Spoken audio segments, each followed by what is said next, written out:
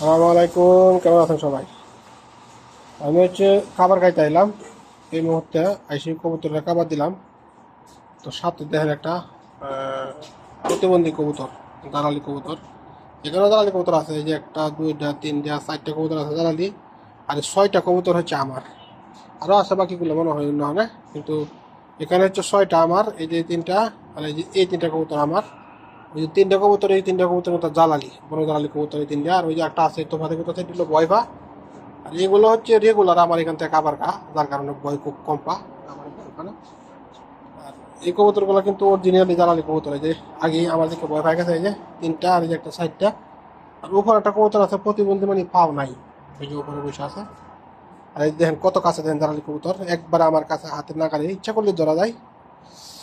আর বাকি কবুতরগুলো হচ্ছে আমার এখানে বসে আছে। এই যে দুটা বাচ্চা, এই যে মাদি কবুতরটা বসে আছে, এটা মনে হয় ডিম দিবে, যেহেতু বাচ্চা মোটামুটি বড় হয়ে গেছে, এটা ডিম দিবে, এটা এখানে বসে আছে।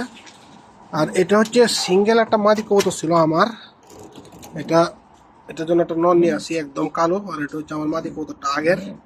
আমি হচ্ছে এবার পানিটা বদলাই দিব, ভিতরে পানি দিয়ে রাখছিলাম, পানিটা চেঞ্জ করে দিব। দেখেন এই যে মাদি কবুতরটা অসাধারণ, এটার সাথে জোড়া নিচে আমি জোড়া দিলাম। আর এটা ডিম দিবে শিও, খাবার বেশিরভাগ খাবার এই জায়গায় দিয়ে রাখি।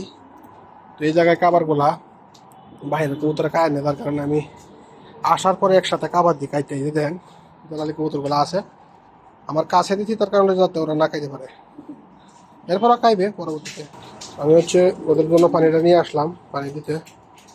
আর বাকি বাইরের কবুতরগুলো পানিটা ওই জায়গা থেকে খাই, পানি খাইতে সমস্যা হয় না, যেহেতু ওই 2টা কবুতর বন্দি, এই জন্য হচ্ছে আমি পানিটা দিয়ে দিব। ওই দুটা বন্দি রাখার কারণ হচ্ছে যখন সিনে নিবে তখন হচ্ছে আমি ওদের বাইরে ছেড়ে দিব। এখন যদি বাইরে ছেড়ে দিই, চলে যাওয়ার সম্ভাবনা আছে, যেহেতু এখনো ঠিক মতো জোড়া নেয় নাই, কাছাকাছি জোড়া নেওয়ার কাছাকাছি। আমি ওইটার ভিতরে দিয়ে দিব পানিটা, প্রতিদিনে পানিটা পাল্টাই দিই।